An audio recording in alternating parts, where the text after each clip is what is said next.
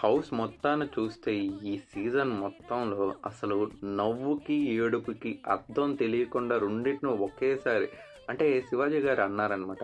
ఒకప్పుడు సావిత్రి గారు అనుకుంటా ఒక కంటి నుండి నీటి డ్రాప్స్ బయటకొచ్చి తను చాలా పెద్ద మహానటి అనే ఒక బిరుదు పొందారు ఆమె. అలాగా ఆమె ఒక యాక్టింగ్ చేశారు.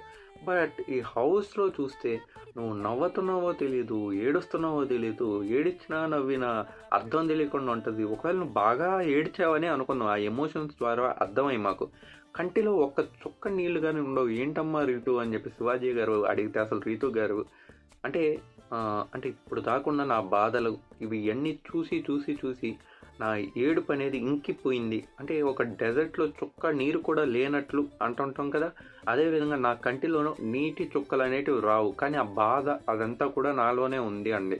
ఇది ఎంతవరకు నిజం అని చెప్పి మీకు అనిపిస్తుంది?